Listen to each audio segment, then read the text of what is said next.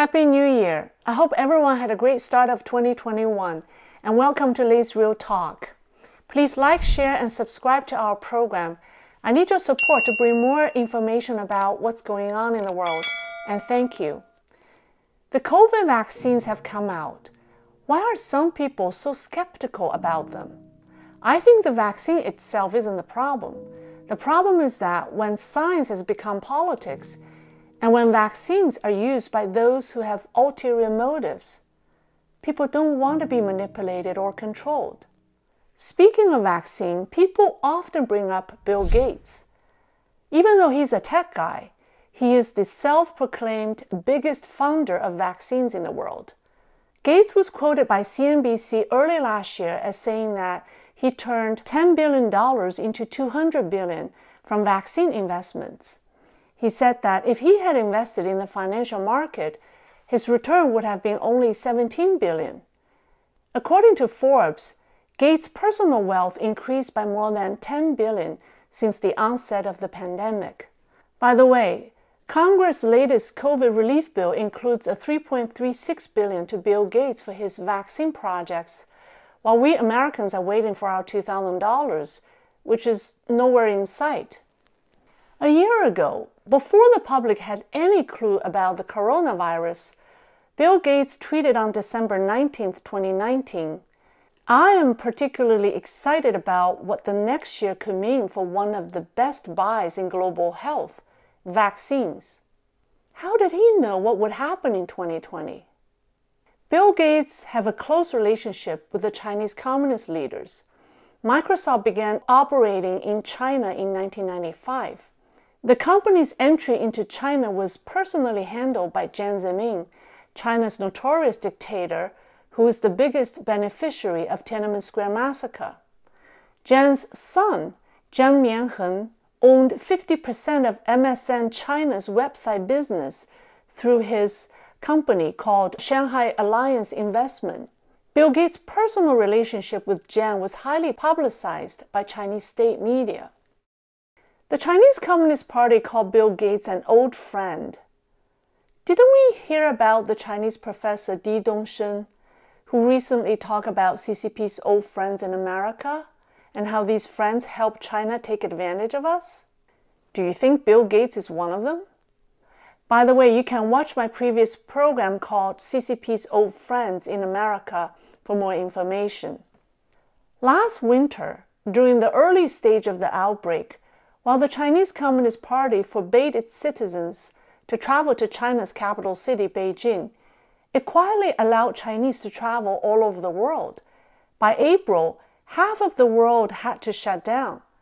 Just around that time, Bill Gates dismissed China's cover-up of the coronavirus and said this in an interview: "China's measures to contain the spread of the coronavirus have worked, and what China did is helping the rest of the world." Well, Gates was right. The world allowed China to help, but in the most destructive, horrific manner imaginable. And we paid with a big price. The only reason why the rest of the world used lockdown as a means to control the spread of the virus is because of China. When the pandemic first broke out, most of the world had no idea how to cope with it. So governments around the world adopted what China did: lockdown. China's communist regime hid the country's real casualty data from the world so that on the surface it looked like the lockdown worked. In reality, the real number of Chinese people who died is very high. But China fooled the rest of the world by having countries blindly follow its totalitarian approach, which is lockdown. Bill Gates also praised China's digital health QR code. And now the world is learning from China another draconian approach to public health: digital surveillance. CNN reported that in the beginning stages of the pandemic, Apple and Google put their rivalry aside to jointly develop a system that alerts users if they've been exposed to someone with COVID-19. IBM developed its own app called Digital Health Pass, which allows companies to monitor visitors' coronavirus tests and vaccination records. we're actually not far away from adopting the Chinese health code. Businessman and former presidential candidate Andrew Yang suggested that Americans should have a downloadable barcode that verifies their vaccination status for going to public places.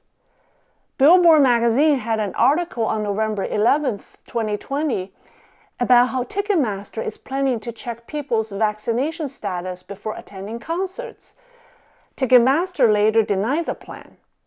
Singapore Airlines has officially launched digital verification of COVID-19 testing and vaccination. In China, you can't go to any public places without the health QR code. The Chinese health code is a digital surveillance used by the Chinese Communist Party to monitor its citizens, not so much the spread of the virus. Why do I say that? In a country where data is systematically manipulated, where data integrity is not respected, and corruption is widespread, and where people don't trust their government, the Chinese health code system is incapable of detecting the virus. It is just a tool used by the CCP to monitor its people, including those who are supporting the measure. A few days ago, right around Christmas, the Chinese health code data was compromised, and over 1,000 Chinese celebrities' personal information was for sale online. Many people think technology and big data is good because of its efficiency. But if technology is used by people who have ulterior motives, what will happen? Globally, the CCP's government-owned companies are the largest companies. Its official media are the largest media outlets in the world. And Chinese high-tech companies are the largest companies that steal information and censor people. Their control over Chinese people is most totalitarian and cruel.